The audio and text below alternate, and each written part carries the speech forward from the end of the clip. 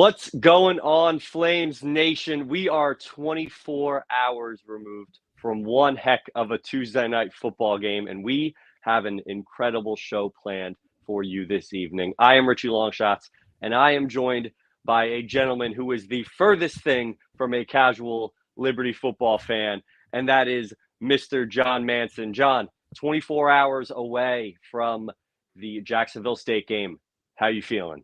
6-0, as our buddy Ray in the chat saying, woo, let's get it. Go Flames. Big time Ric Flair energy, I think, coming off of last night, keeping our O, as the kids say these days. And John, it wasn't pretty to start off. I don't think anyone's going to sit here and say, yep, those first 10 plays went exactly as they were expected. But as the game went on, Liberty found their stride. And we mentioned this on our pregame live show that we did. But, John, you're used to watching games in the press box. Tell us a little about your experience watching this game from your living room and how it was different for you, and then maybe some things that you noticed as a fan from your couch. Yeah, I mean, it's much different, as I kind of said in our pregame chat and maybe mentioned on the podcast last week, that this is actually it wasn't last week, it was about 5 days ago. So we're doing this on short rest too. So the Flames got it done on short rest. We'll get it done on short rest as well too. But it is my first time not going to a game in person in over a year. So I'm unused to that, and I don't like that. I did not sit on my couch. I couldn't sit still. It was a lot of pacing. The evening went by, as I mentioned on the pregame show. The evening went by very slowly, and timeouts were excruciatingly long. They don't seem to be that long when you're there at the game and in the press box, but it was very nervous, very nerve-wracking there. I think one time you text me, Richie, is like, John, calm down, take a deep breath. Everything's going to be fine. But it was good. That second half calmed all of our nerves, I believed, and only got us hyped up. But big win, excited for it. And I'm almost as excited for tonight's show as I am for the Flames starting out 6-0. And hey, look, that rhymed. I didn't even plan that. Now, look, you're a poet and you didn't even know it. But yes, exciting show. John has alluded. We are going to be joined in about a little less than 5 minutes by head coach Jamey Chadwell. And super excited that you are joining us, all of our fans, everyone checking us out this evening, whether it's live, YouTube, Twitter, Facebook. Like, subscribe, all that fun stuff that goes along. Yeah, I've noticed our subscribers have been rising up there on the YouTube charts, and that goes a long way to make sure that you get all the notifications when we go live. I mean, we're doing the live post game press conferences, live weekly press conferences with Coach Chadwell, as well as our show each and every week, and we'll continue this on into the season and into basketball season. And so make sure you subscribe to us over there and like the show and give us a rating. I think we had a contest going on over the past week for 5-star ratings. So appreciate that. And again, it helps you be notified when we're having a show. And then you can also share that with your friends and let your fellow Flame fans know about the show. Exactly. You know, we love the opportunity to get to talk Liberty with all of you. And funny kind of story behind the scenes. I remember when I was a student in 2011, John, when you started at Sea of Red. 2012. 2012. And I remember thinking like, wow, like this is so cool. This is what big schools have, where they talk about recruiting and they blog about the games. And, you know, for this to continue on 11 years later is absolutely awesome. But John, it's a big night for the Kool-Aid drinkers. I have never professed myself to be a big Kool-Aid drinker, but John. So what do you got? Some Kool-Aid there with you, man? I got a little bit. John, tell me a little bit about this season so far, 6-0. How's it happened? Well, this is something else. Hopefully, you guys are watching. Richie, the man, long shots, is going in on some Kool-Aid and spilling a little bit. Hopefully his wife doesn't get mad. I think she was painting the living room. Wow, that took about 3 seconds. Wasn't your wife painting the living room on was it last night before the game? Hopefully you didn't mess anything up, that she getting red Kool-Aid stains on the wall or anything. But how are we feeling now? I'm feeling great. Honest to God, I can't remember the last time I had a Kool-Aid. A lot more sugar than I realized. But you know what? I'm amped up because we're 6-0, and that means we're going bowling. Yeah, we are bowl eligible, and I like the way Coach Chadwell said that after the game, and he said it in the post game press conference, and then also in the locker room. Is he said it's a step in the on the way to the promised land, right? It's a step towards where the Flames want to go. It's something that should be celebrated and acknowledged, but it's not the end goal, and I think that's huge, especially as we're into this. Conference USA now. I mean, it's no more get 6 wins, get bowl eligible, and then what else do you have to play for? No, we've got a lot to play for. Conference championship aspirations. Every game kind of builds on itself, and that win was huge last night, as you can see if you're watching live or watching the replay on YouTube. We rose 11 spots from 68 up to 57 in the FPI rankings. That's the highest in Conference USA. Western Kentucky is currently second at 83rd. They're off this week. They play Jacksonville State on Tuesday night. And then Liberty is also, I believe, the 5th ranked, maybe the 4th ranked. I have to go back and double check. Highest ranked non-Power 5, highest ranked G5 team, top 5 in the G5 in the FPI rankings. Also, as we said, higher than any Conference USA team, higher than any Sun Belt team, higher than any MAC team. The Flames have got it rolling. And Coach Chadwell, which we will have on, as you mentioned, in just a few minutes, huge what he's been able to do for this program. We're going to ask him about that. Getting 6-0. Did he expect that to happen? But let's touch on that game a little bit, Richie, from last night. Huge game. You mentioned the big kind of flip the script in the second half, and what I love to see as you see some of the yards or stats there from the game on the screen from last night is Liberty just, went to work. Like, handed the ball off to Quentin Cooley, 28 carries. He had over 150 rushing yards, 2 touchdowns, his first career 2-touchdown game. And it wasn't for a lack of trying by Jacksonville State. I mean, they were loading the box, not with 8 guys. Most of the time they had 9 or 10 guys loading the box. And I was like, okay, we're setting ourselves up for a play action to go deep to C.J. Daniels or an Elijah Smoot or Sibley or something like that, which we took a couple of shot plays, but no. OC Willie Corn was just like, hand the ball off, our big boys against your big boys. They're not going to stop it. They know what's coming, and they still can't stop it. I mean, Cooley was getting 4, 5, 6 yards a touch. It was something it was a sight to behold. And actually text you and Chad and some of the others when we got the ball, when we were up 24-13 with like 14 minutes left in the game, I text you guys. I said, end it now. Yeah. And little did I know the team would go on a 16 play 79-yard drive that took nearly 10 minutes. And but once they punched that in, the touchdown there to make it 31-13 with about 4 minutes left in the game, it was over. The game was over. Flames are 6-0, and we're moving on to Middle Tennessee. And the one thing that surprised me, John, we talked about this on Sunday night. We said how Liberty was a first-half team over the previous few games, and Jacksonville State was a second-half team. And that flip-flopped. We just got off to a slow start. They came out, 7-0 lead, had opportunities for points. They missed a field goal. But the second half, Liberty came alive. So it was kind of like all right, we made this work. You look at that time of possession, 15 minutes more. That's an entire quarter's worth of football. And a lot of that was because of those sustained drives where it was handed to Cooley, 3-4 yards, cloud of dust, foot in the dirt, make it happen. Big thing that we talked about too Sunday and a little bit last night before the game was special teams. That first field goal, I didn't think it went through the uprights. However, my viewpoint was probably a little different than the referees there, but I thought it was great to see that Coach Chadwell gave him a shot, say, hey, get out there.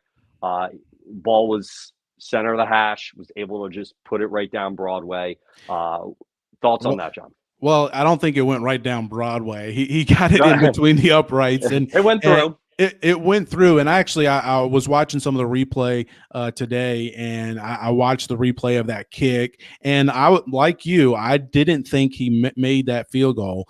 He kicked it so high that it didn't really go in between the uprights; it went over the uprights. Yeah. But in watching it live, I was like, oh no, it's on the outside, and maybe that was just being scared and nervous, but watching it back, it was on the inside of the upright. So the ref had a good look at it. But yeah, it was good to see him hit that kick. I'm glad it didn't come down to a fourth quarter kick. Hopefully he can get a few more reps in, live game reps, to talking about Nick Brown, the kicker, to kind of feel, build up that confidence again. I mean, he obviously had a rough week a week ago against Sam Houston, but to see a kick go through, that's huge. And yeah, time of possession was huge.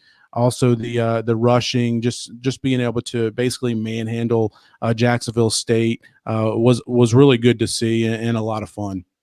Yeah, that offensive line, man, had some injuries this year with Brendan Hurt before the season started. There were some question marks, and just how far that entire unit has come from 3 years ago when it was an absolute liability. Malik was running around like a chicken with his head cut off, trying to make plays, and now that being a strong point of the team, really, I think has been one of the highlights over the last few years. So we have a graphic on the screen from Coach Colton Korn, Chief of Staff, correct?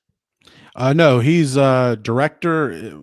What is his official title? Is he director of player personnel? I'm not exactly sure, but he is the brother of the co-OC Willie Korn. But yeah, I mean, Colton is the hype beast on Liberty Twitter, and he's always coming out with some great stats and tweeting them out post game. But Liberty, so ranks there in the explosive plays, rushing yards per game. Liberty was entering the game last night second in the country in rushing yards per game. Time of possessions up there as well too. So it's been a lot of fun, and it's different than what we're used to. But I think that's something we talked about in the preseason is could this Liberty team rely on that ground game, get behind those big bruisers on the offensive line and utilize those running backs? And that's something we haven't talked about. We were talking about a lot on Sunday night is the running backs. And obviously Von Blue's out for a while with the injury. And then Quentin Cooley got banged up against Sam Houston. And then also Billy Lucas didn't play, against Sam Houston. But both of those guys were out there, and we talked about Cooley already and looked good. But anyways, Richie, I think we ready with our special guest tonight? We're getting the thumbs up from producer 3000. So roll the tape. Let's bring him in.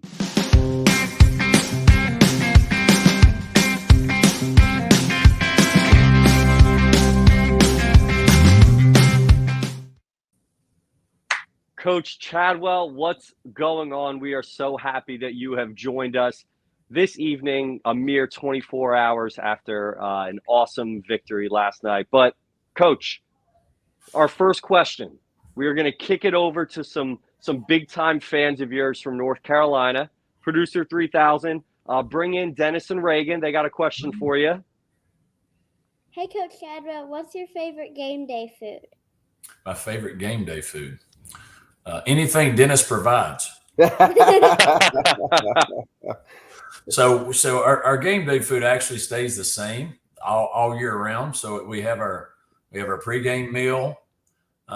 If it's a breakfast, if it's an early game, it'll be some pancakes, some chicken, and some sausage and stuff. And then if it's a later game, then we have grilled chicken, green beans, carrots, salad, and meatballs. So that's what we eat every game day. Now, if that's not my choice, that's nutritious. If it was up to me, I'd probably have something a little bit different, like tacos.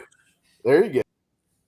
Oh, well, thank you so much, Dennis and Reagan. And again, Coach, thank you for joining. Coach, first question, how are we feeling tonight? We're coming off a great win. Got off to a bit of a slow start, something we haven't really seen a bunch, but talk about what changed. Were there any big plays that kind of you thought shifted momentum as Liberty kind of moved on and kind of expanded that lead throughout the second half?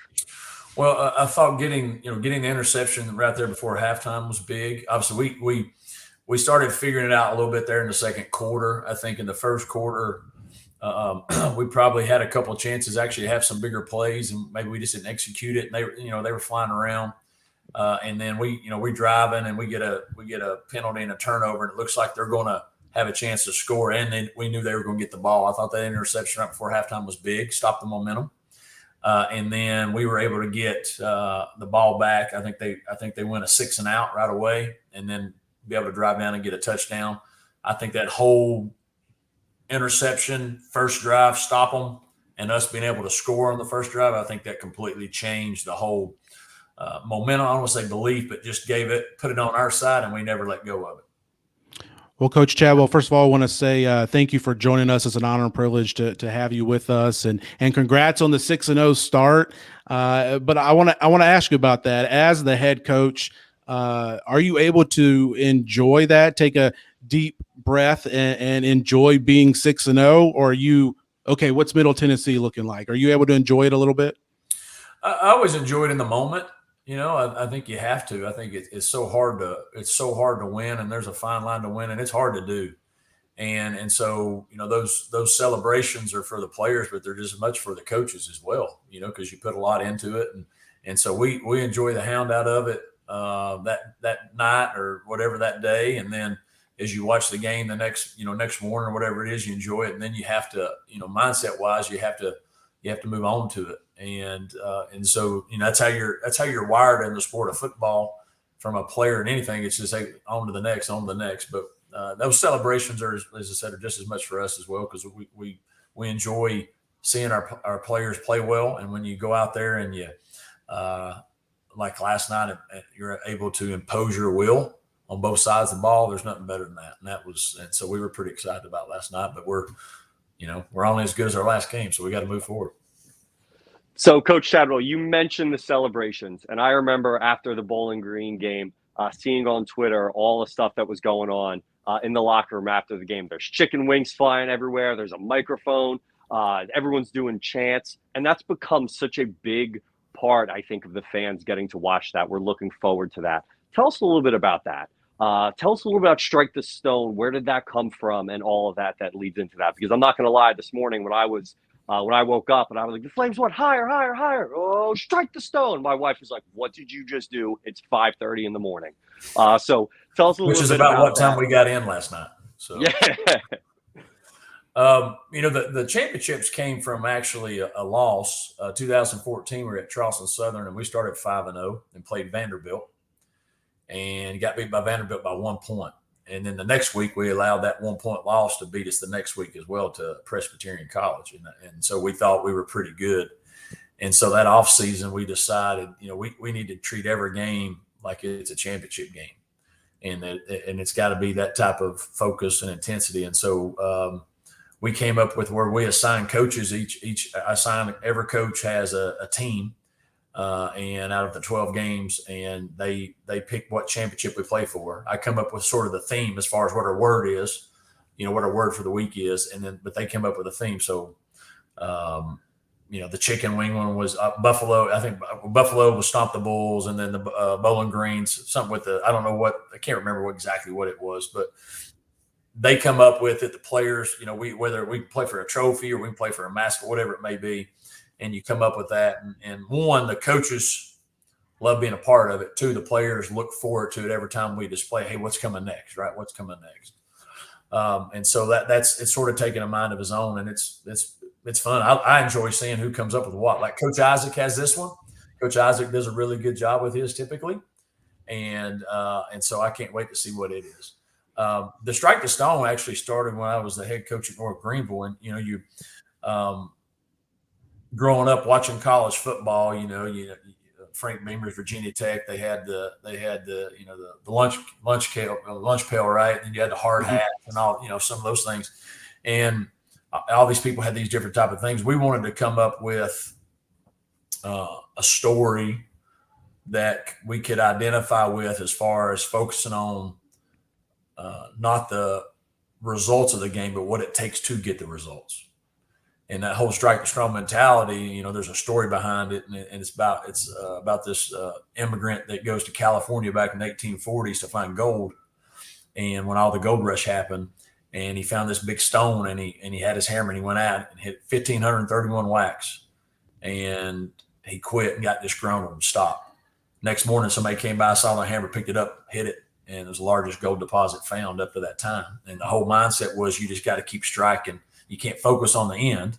Just focus on what it takes until the job gets done. And that was, as we started that there, and that's been our identity of our program. We keep striking. We don't doubt. We keep believing. And even things look rough, we're going to keep doing it. You know, in Sam Houston game, look, 7 shots or 6 shots inside the 13-yard line, whatever it was, you know, you just keep striking, you know, keep doing it. And that's we've rallied around that, and our program's mantra. That's our mantra. That's what we're built on. And everything that we do from an off-season standpoint is geared towards that mindset and focusing on just continuing to keep striking, and don't worry about what the scoreboard says. We'll look up at the end and see if it's on the Flame side.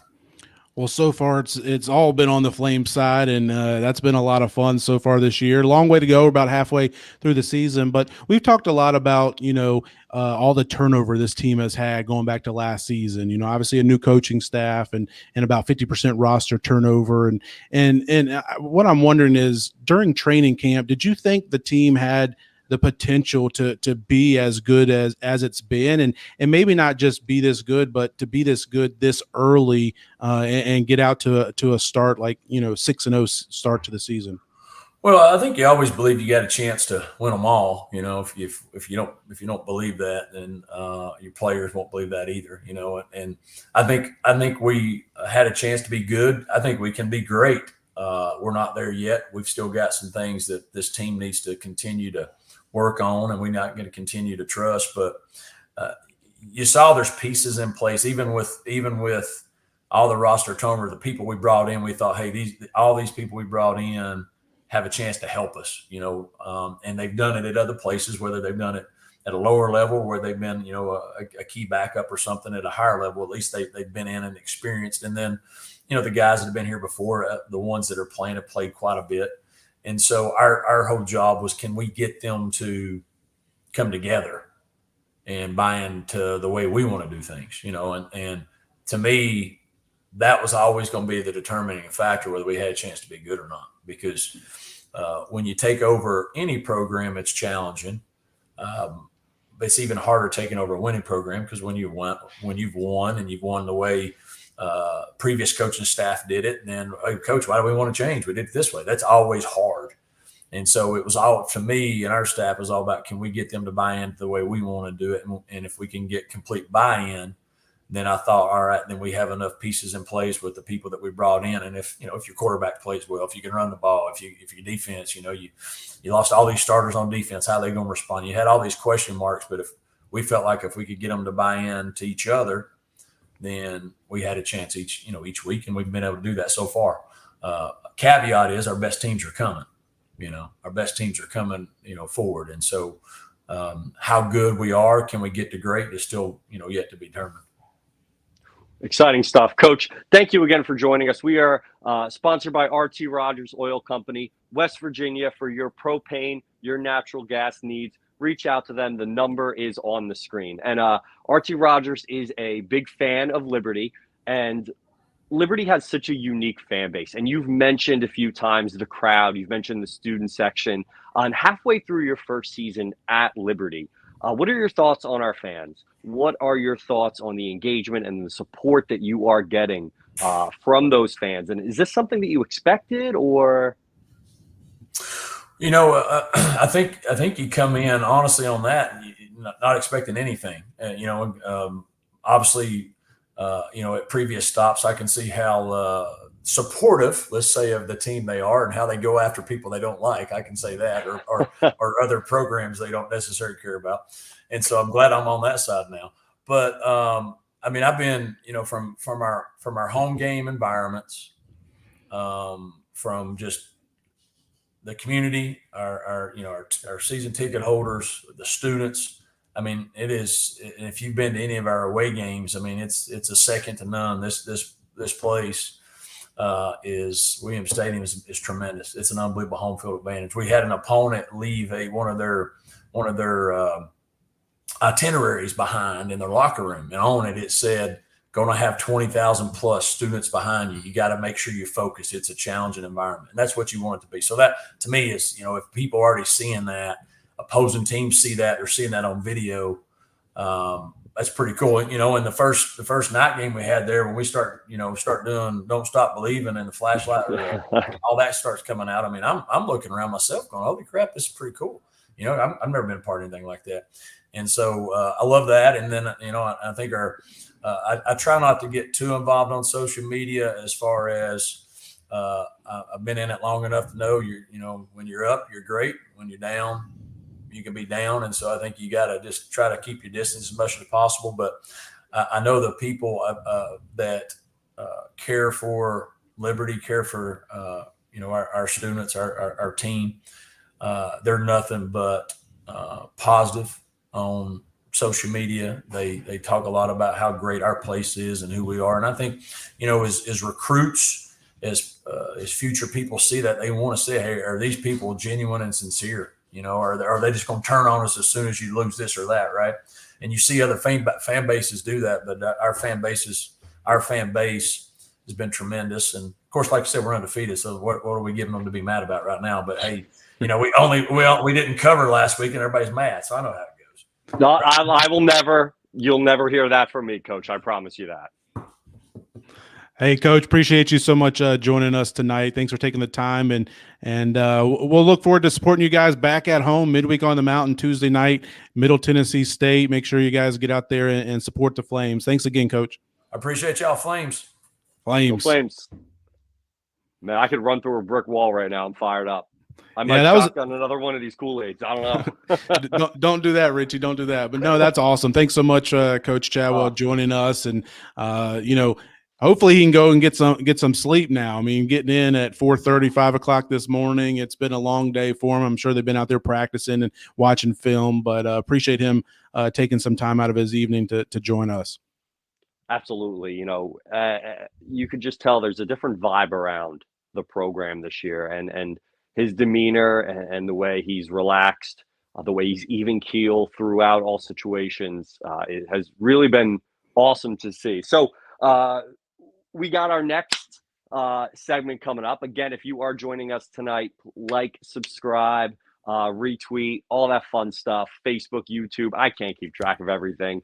If you are watching later on Spotify, Apple Music, throw us a little 4 or 5-star rating. Leave a comment, all that stuff. It is much appreciated. But we are about to be joined by our main man, CT, Cash and Tickets. We're going to go over some locks. Try to find some winners. We started 1-0 yesterday. Not a big deal, but you can't go undefeated unless you win the first game. So we're going to bring on CT, talk about Cash and Tickets. Virginia's best and most flames-friendly coffee comes from Ironclad Coffee Roasters. Ironclad Roasting serves up their beautiful beans at 2 cafes in Richmond, where you can enjoy their craft roasted specialty beans from anywhere in the country by visiting www.ironcladcoffee.com. Place your order there, and it will be directly shipped to your doorstep. Whenever you find yourself in the capital of the Commonwealth, pay them a visit at one of the 2 cafes in the Richmond area.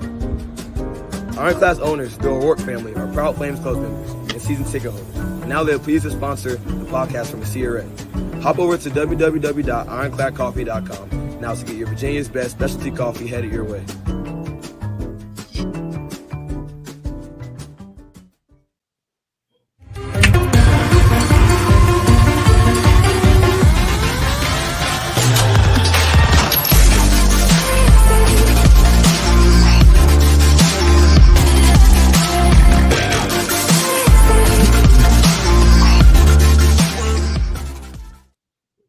And welcome on our main man, CT. I'm digging that. Is that a quarter zip?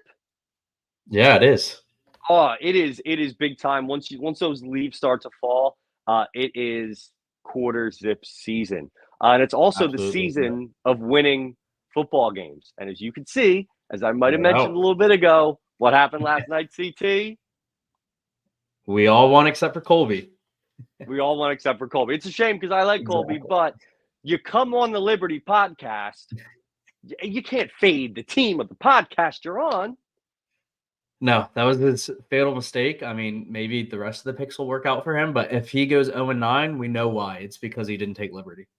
Yes. And I'm not going to lie, I was a little worried at first. You go down 7-0 as 4.5-point favorites, but it all worked out. We got a couple games going on tonight. Is UTEP still up a zillion? Yeah, UTEP's up a zillion. Honestly, I took them like in an actual play. As we've learned, like trying to pick these a couple hours after the lines come out is crazy. And as I looked at things more, I was like, I really think UTEP could get this one. It's looking good for me right now there. But yeah, it's Sam Houston and New Mexico State is going to be super interesting as well. I mean, we might be biased because of last week, but I think they could get their first one of the season. I'm all in on Pavia. I've said it a zillion times. I'll bet that kid against Georgia makes no bit of difference to me. But we got some locks. We got some games that you are all in on, and I want to hear them because I had a big week last week. I want to keep momentum going. So teach me something. Give me some winners. Yeah, absolutely. We've had a couple weeks off from the locks just after the change in schedule and stuff like that. Hopefully that reset is just a lot better for me and more conducive to winning here on out. First one, I did text you about this earlier today. I have to get the Rutgers report from you. And so I went ahead and did a teaser. They're playing against Michigan State. They're favored by about 6 points. So I brought that down to basically Rutgers money line. And I also have the under 46 with that, bringing that up from the total right now, which is 40. Michigan State, I've just been fading every game. It's obvious why there. And I think Rutgers has had a good season. I mean, I know they lost last week to Wisconsin, but they're still very impressive. And I'm sure you can give some more insight into that. But as well, I don't think either of these teams can score. So I think Rutgers can score a bit more. But I don't think either of these teams can score. So give me Rutgers to win and give me the under 46. Do you like that? I do. When you texted me that, I said Rutgers they don't run the RPO. They run the RO. They run the run or option. The passing, Gavin Wimsatt is never going to throw the ball. When he does, they're trending towards like Army Navy type situation where it's like, oh my goodness, they passed the ball. So no, absolutely can't bet the game because I'm in the state of New Jersey. But if I was, I would take that lock. Next game, This game I am so fired up about. This is probably one of the best games of the weekend. It's one of the best. I think it's one of the best games of the season. Yeah. Yeah. And with that being the case, I mean, I know we already talked about it a tiny bit when we had the episode a couple of days ago. And I know some people in the comments were already like, Oregon's absolutely winning this game. Like, what are you guys talking about? But genuinely, I really, really like Washington in this spot. The first thing to think about is Bo Nix on the road is not the same Bo Nix as Bo Nix at home. It's completely different. He's a great quarterback regardless, but at home, he's a monster. I would never fade him. On the road, I'm going to fade him, especially in a spot like this. On top of that, this is a purely a line read for me as well. When you have two ranked teams, they're competing against each other, and the home team is the higher ranked team, but they're a single-digit favorite. They cover the spread at a little over 70%. Wow. I like those odds on my side. I'm trusting there's a reason Washington is favored outside of just the home field advantage. So give me Washington -3 in that amazing matchup. I'm in the same boat. I love Washington. Michael Penix Jr. was on my Heisman shortlist at the beginning of the year. I'm going to be kicking myself for not betting him in the beginning of the year, but I think he has all the talent in the world. What a foolish program Indiana is for letting him go. Who'd they beat? They beat Penn State, right? He scored the 2-point conversion, just got over the line. Like that's when I went. Yep. Yeah, I was like, this kid's different. He's that good. And on to game 3. Pac-12 this year has become the most. It's a shame it's dead because the Pac-12 has become the most fun conference in college football. And another exciting game. Like if you would have said at the beginning of the year, like, hey, UCLA, Oregon State's going to be a thriller, be like, come on, you're a crazy person. But yeah, absolutely. But it's going to be a thriller, just like you said. It's a top 20 matchup. Both teams are really good. I took UCLA last week in the upset over Washington State. Upset in terms of how people saw it. UCLA was the favorite. And again, just based on these ranked matchups, that's part of why I took them. And so now I'm going to fade them. I'm going to take Oregon State at home. We tried to take Oregon State at home earlier this season. It didn't work out, but that's okay. I'm going to run it back with them for the same exact reasons as Washington. And UCLA just fading off a little bit after that big win against Washington State. I'm a DJ Uyangale supporter. I think he had a raw deal at Clemson. I do like Oregon State in this game, but I love the over. Chip Kelly's just going to be just moving. Oregon State the same. Another banger of a game. Another one. This week is incredible. Yeah, this is and like honestly, 2 weeks ago, 3 weeks ago, whenever it was, whether it was Ohio State, Notre Dame. Like, this is awesome. Yeah, absolutely. And USC Notre Dame is just a classic game. Like on NBC every year. I remember like the Brady Quinn, Matt Leinart games and stuff like that. Like those were incredible. I mean, I think this is going to be another great matchup. I think a lot of people right away are going to see USC as an underdog. Caleb Williams, the Heisman favorite. Why would you not take them with the points? And that's exactly why I'm taking Notre Dame. Who wants to take Notre Dame after 2 losses? Ohio State, they almost lost to Duke. They lost again to Louisville. Their playoff chances are basically done. Sam Hartman's chances, Heisman chances are basically done. Yet Notre Dame is still a favorite, and I think they're a favorite for a reason. I think this defense is going to be the first real defense USC has faced, and they've had some struggles. They've won, but they've had struggles. So I think this line is very telling that Notre Dame is a favorite, even if it's at home. And so I'm going to take Notre Dame minus 2.5 to get the upset over USC. Yeah, and USC just refuses to play any semblance of a defense. No defense at all. Hartman's going to tear them up. I have no lean on this. I have no lean on this game. I'm getting dragged. I'm not getting dragged. And I don't think he's listening, but I'm going to my buddy's 30th birthday party. I don't think he's listening. So I'm going to his surprise 30th birthday party on Saturday Hopefully night. He's not listening. No, I hope he's not. I highly doubt he is. Last thing about that game. This is the #1 uniform game. Like, if you have Notre Dame in their blue jerseys and the gold helmets, and USC is in the scarlet jerseys, this is the greatest college football uniform game possible. Yep. So that alone is worth tuning in. No doubt. Absolutely. And then just moving on to this last pick, we're just doing a money line parlay, keeping it nice and simple. But we're taking it out to the West Coast for all these games. So we're going to have Utah, UNLV, and Air Force. Cal's been kind of a sleeper team in some close games against big teams so far.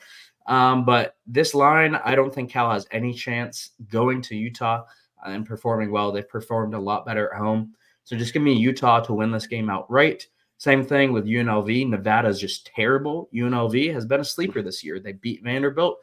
They've had some decent wins. So let's see UNLV get the win there. And then finally, Wyoming at Air Force. This is going to be a great game. You should tune in for this one, honestly, even despite the amazing games going on at the same time. But Wyoming had that big win against Fresno State last week. But they're not the same team when they're not in Laramie.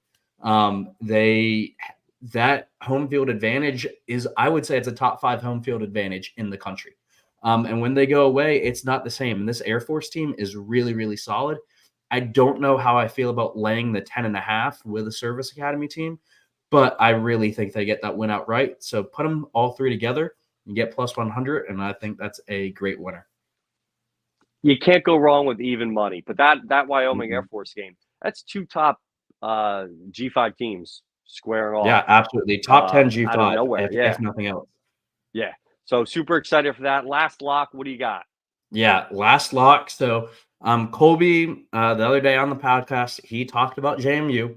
We've all talked about JMU. We've talked about outsiders think they should be ranked. They say they're the top G5 team, and we disagree. We disagree highly. But I am going to take JMU on the money line this weekend. It's minus 190. I think they get the win outright. Some may say I could be fading them. I could be taking them because you should fade me. Maybe that's the case, maybe not. But I'm going to take JMU. And if I lose, so be it. Go Flames. Exactly. You're going down gambling. Totally get it. Sometimes you got to put yourself in that emotional hedge situation. But let's talk about last night's game. We all had Liberty minus 4.5. The over/under was 40 something, 50. Yeah, no, it was in the 50s. It was in the 50s. I just Yeah. remember what it was live. Talk about last night's game from that gambling perspective. Yeah, Kind of absolutely. a wild ride.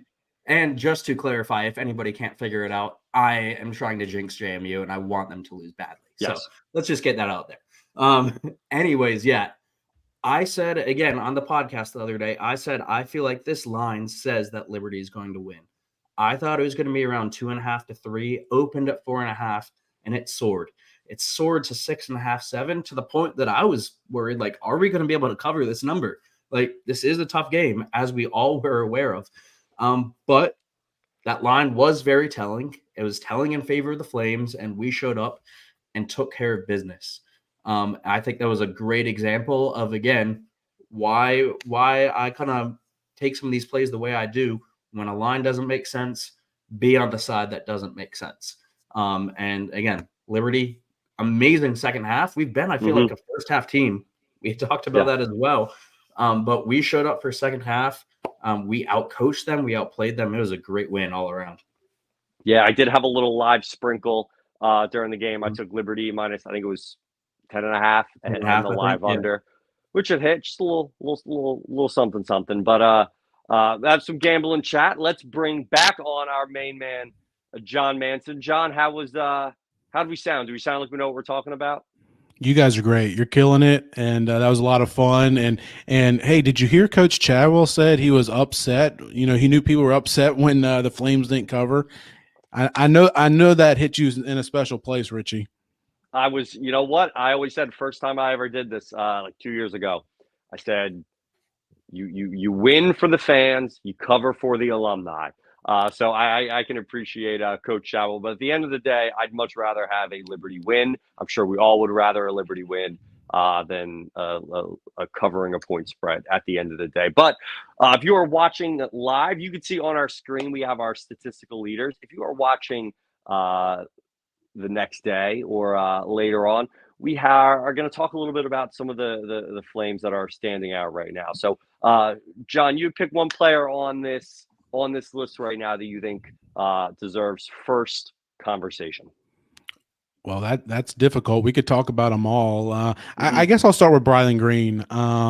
You know, the plays he's been able to make, just amazing. I mean, we saw it just the other night, last night, right, against Jacksonville State, that interception right before half, and it, you know, that was after the Salter fumble. It looked like the momentum was kind of turning back towards them. If they go in there and score at least 3 or even get in the end zone and take the lead into the half, and then they get the ball to start the second half, you know, how does that change the second half, right? But Brylan Green's been playing amazing. He's got 4 interceptions, 4 pass breakups, 12 tackles. But, you know, it's his play. He really looks like a center fielder out there. The way he tracks those balls, and he's also doing it. Another thing, and maybe I should knock on wood when I say this, is he's also a punt returner. And those of you that have followed the Flames any amount of time, a lot of our most recent punt returners have had issues fielding the ball cleanly. And again, knock on wood, we haven't had that issue to this point this year. Brylan Green's done a good job. He hasn't necessarily made explosive plays in the return game, but that's not what you want all the time, especially with this offense as dynamic as it is. Just get them the ball and let them do the work. And he's done that. So I think he has NFL potential and NFL possibilities in his future, especially if he can focus on football. I know he loves baseball, but if he can focus on football, I think that's where his future is. And we could see him playing on Sundays as a defensive back. One of the things that's kind of gone under the radar a little bit is Liberty has and I don't remember the number off the top of my head, but Liberty has an above average starting field position, their field position, their net field position. I think a big part of that is coming from some of the punt returns. One of the players I think was a question mark, and not just this player specifically, but the entire room, being the wide receiver room, and that's CJ Daniels. Seems to be fully healthy, some injury stuff last year. Really has become that big play guy when needed. Thoughts on that, John and CT? I would say, I mean, with CJ, it's been a very, very welcome sight just to see the way he's performed. As you said, there is question marks about the depth of this wide receiver room, and I haven't heard that since week one. In reality, CJ and the rest of the room, but we'll talk about CJ as the leader, has stepped up tremendously. Of course, the offense puts them in positions to succeed, but they still need to step up to the plate, and he's taken that and run with it. The connection he has with Salter is incredible. You could just see Salter points, and Daniels is there running to the ball, and he's good to go. And then Salter just puts a little touch on it, and it's a touchdown every single time. So it's been amazing to see what CJ's done. I've been really, really happy with it. In an offense that is rush-based, and yet he's performed really fantastic. Yeah, I mean, you can't say enough about CJ Daniels, the play he's had. I mean, he's become that go-to receiver, a guy that Salter's looking at. Another guy I'll highlight at the receiver position while we're talking about him, he's not on the screen here, but Trayon Sibley. I mean, he's a guy that I think most of us kind of counted him out. I mean, even in the training camp and lead up to the season, like, I apologize for that because I counted Trayon out. Like, I just didn't include him as a guy that I thought would make a big, contribution on the field. But he's been there every week and made some big catches. He did it against Jacksonville State, and we've also, I know he's probably got the strongest hands on the team at the receiver room, but we've also seen him be able to use his speed, get out in space, and break some long pass plays and turn them from a 15-yard gain into a 70-yard touchdown like he had against what was that FIU game, I think it was. But he's done great. And Richie, I don't think we can say enough about the job Q Cooley has done. I mean, Quentin has just been a beast. We saw it last night, and he's allowed this offense to really take that next leap. Yeah, averaging just under 6 yards a carry is insane. So that when you have you need a guy to get you a first down, whether it's fourth and 1, third and short, that we don't need to do the tush push.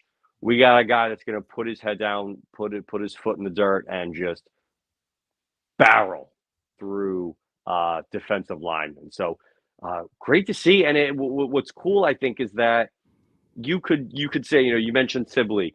You could talk about Kobe behind Brylan. There are multiple players deep at each of these position groups, which is awesome. And there's a great lead into Brylan Green, who is tied for the lead in the entire nation, not just Conference USA, not just G5, but in all of Division I football with 4 interceptions. And he's a sophomore. He's a sophomore. True sophomore. Yeah. Imagine that. And there it is. It was awesome to see. And, we've kind of mentioned, yes, this is not the goal. This is just a step on the ladder. And if you are watching live, you can see it. Liberty has punched their ticket for a 5th consecutive bowl trip. And I remember in 2019, that first bowl season of being looking at we got to win this game and we can't have too many teams win and it all worked out, and that was the start of something special. So thoughts on that, boys? Yeah, it was funny this morning. I got a text from my mom saying, "Oh, what bowl do you think Liberty's going to go to?" I'm like, "Mom, it's like early October. I have no idea." But I mean, getting to a bowl is great, and being able to do it a 5th straight season. I mean, how many teams have done that? Not many. It's shown how much this program has grown, and think about it. I mean, what? 5 years ago, was it that we were hoping to win 6 games every year, and now it's kind of become expected and almost an afterthought, if you will. But that's one thing. It's just a step of growth for the program, and I think moving into Conference USA, it's just going to continue to kind of snowball. And I've had some of the best fan experiences of my life going to bowl games. And anybody out there you that has not been to a bowl game, you need to plan for it. Take the family on a trip around Christmas break or wherever it is, and if it's something you can get to, it's so much fun. Take 3-4 days there and just have a lot of fun. But until then, we'll continue focusing on this Conference USA slate, which starts this coming week against Middle Tennessee. Yeah. No, I'm not going to sit here and pretend like I have read the book on Middle Tennessee State. Not, I wouldn't say underwhelming, but I think they had a little bit higher expectations than where they're at right now. You can see on the screen, ranked 115, scoring defense, giving up a little more than 30 points a game, scoring a little bit more than 20 points a game. CT, any thoughts on Middle Tennessee State? Anything we should be looking towards as we have a little bit of a break until next Tuesday? It feels like it's a really big break, but in reality, it's just a normal, like a Saturday to Saturday, but it's a Tuesday to Tuesday now. But that being the case, I would say when you look at the schedule with the game we just had and the game that we have after Middle Tennessee, which is Western Kentucky, this is a game that, could be what we call Jacksonville State early in the season, which is a trap game. Now, that being the case, I'm not concerned about that with this team, with this coaching staff. We heard about the mentality from Coach Chadwell earlier. And I think that has been very evident in every game they've played about just how strong-willed they are and how focused they are on one game at a time. What I do like as well in this matchup, I think it's a lot like the Buffalo matchup. Middle Tennessee has a decent passing attack. They're top 50 in the nation. As you see here, Elijah Metcalf has been one of their impact players. But their rushing attack has been bottom 30 or so in FBS, which, again, is very much like Buffalo. And we've thrived when we can focus on that passing defense, first of all, and not have to worry about the rush defense as much. So I think it's going to be a really good matchup for our defense. I think our offense takes care of itself no matter who the opponent is. And I think it's going to be a really good spot for the team.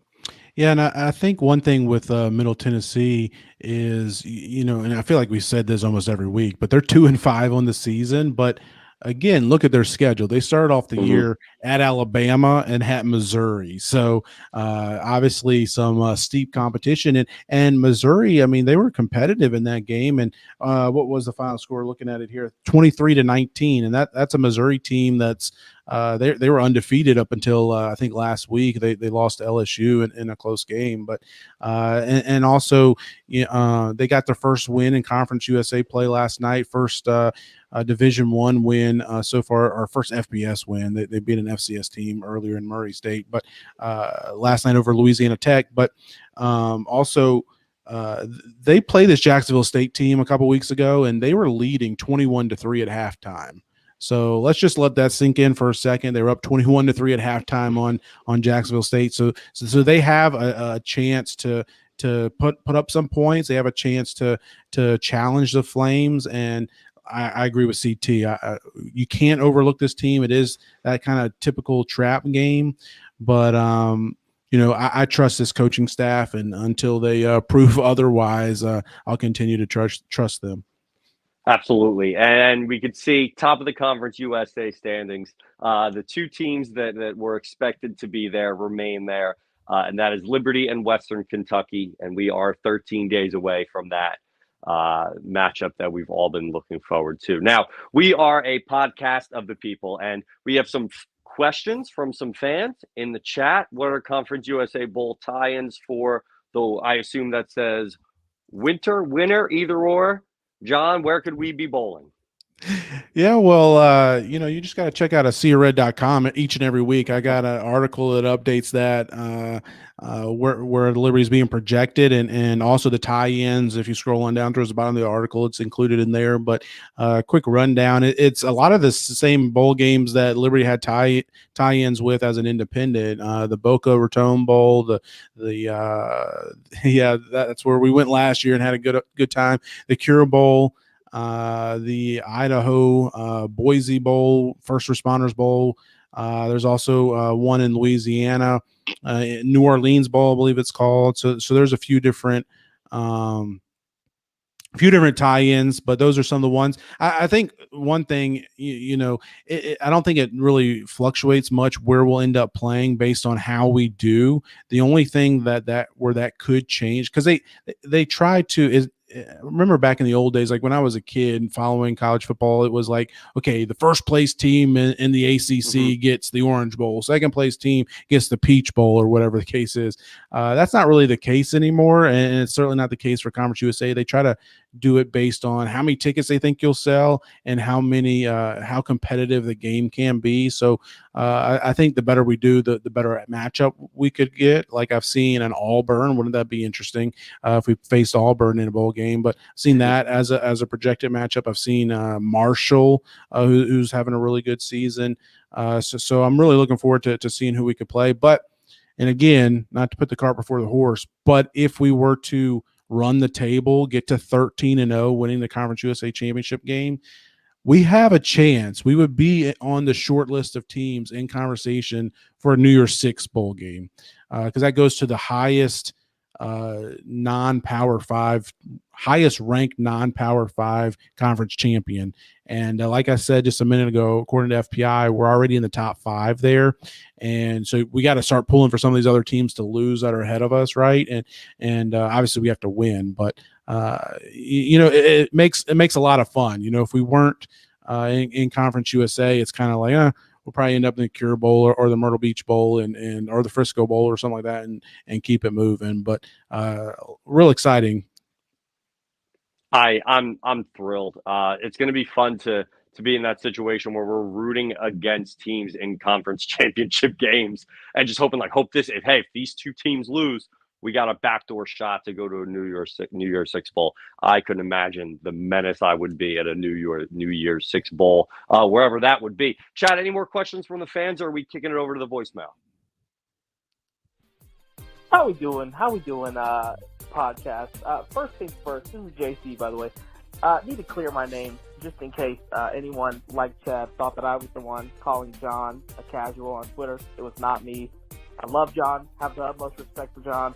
I've only DM'd him once or twice because I have a fear of him seeing it's me and then not bothering to open it, so I just avoid that altogether. Rich, I need to see a Kool-Aid Jammer slam before this voicemail's over. Your time starts now. Anyway, 6-0. It feels good. Never a doubt from over here in Statsland, but I am curious, John and Richie, did you think before the season started that we would be here at 6-0? I know y'all expressed concern at roster turnover and coaching change, so I'm curious, is this safe space? Right? Did you really think that we'd be here a few months ago? And if not, who was your concern? What was the team that was coming up? Love y'all. Always a pleasure to hear your voices. Go Flames, baby. Well, I'll answer that so I can get to my Kool-Aid Jammer, as JC had requested. I thought 5-1. When the season started, I thought 5-1. My guess was Buffalo. That was a huge swing and a miss. I just figured, new coaching staff, a whole bunch of new players, not sure who the quarterback was going to be. I thought 5-1. I didn't really know exactly where that one was going to be, and I'm glad there isn't a one. But I thought 5-1, and continue. Well, it's hard for me to talk with Richie doing this on video, but props to him. But hey, JC, great question. Don't ever be ashamed or scared or intimidated. Send the DMs, let them fly. I'm happy to answer them, and I appreciate your banter on Twitter. Twitter's a fun place. It can get a little rowdy at times, but it's all in fun. It's all in love. But yeah, I mean, great question. I did not think we'd be 6-0. I thought we'd have some struggles early on. I think I was kind of vocal about that early in the season and in the lead up to the year. Honestly, I thought we'd probably be 4-2 right now. I thought Jacksonville State was going to be a likely loss. And then I thought one of either Buffalo, agreed, Richie, New Mexico State, or FIU. I thought we would slip up one of those three. Just because, again, new coaching staff, a lot of roster turnover, people trying to figure out where they fit. trying to figure out what role they have. And I just thought it would take us a little bit of time to get our sea legs under us. And fortunately we were able to do that much quicker than I anticipated, and while also pulling out some wins. What about you, CT? I'm very similar to Richie. I thought it was going to be 5-1. I wasn't sure where that loss was going to be. If you made me guess, it was going to be Jacksonville State, just because of that 5-day turnaround and our problems with them in the past and them having Rich Rod. But I was thinking 5-1, and who knows where that loss is going to come. But I would be ecstatic with that. And we're 6-0, and it's even better. So it's very exciting. You cannot complain about a thing. Love everything this coaching staff is doing, and we can go to the moon. Who knows what's in store for us the rest of the season? It really is just an incredible time to be not just a fan of Liberty football, but a fan of Liberty athletics in general. Thank you so much to Coach Chadwell, who joined us this evening. Thank you to all of our supporters who are watching right now, in whatever medium you are, is much appreciated. All the love on Twitter, all the hate on Twitter. It's as John said, it's super fun to get out there and interact with Flame fans from all around the country and all around the world. So and thank you to Dennis for popping in and having a guest appearance, asking Coach Chadwell a question, and Reagan. She's the next Emily Alston. Am I right? I think so. We got to see if we can get her on the sidelines one day with EA. But we will see you next Wednesday night, right? We are transitioning away from the Sunday night shows, and we will be Wednesday night to recap Middle Tennessee State and start to look forward to the big Western Kentucky game. So, as always, thank you so much for supporting us. Stay blessed, stay fly, stay hydrated, and we'll see you next Wednesday.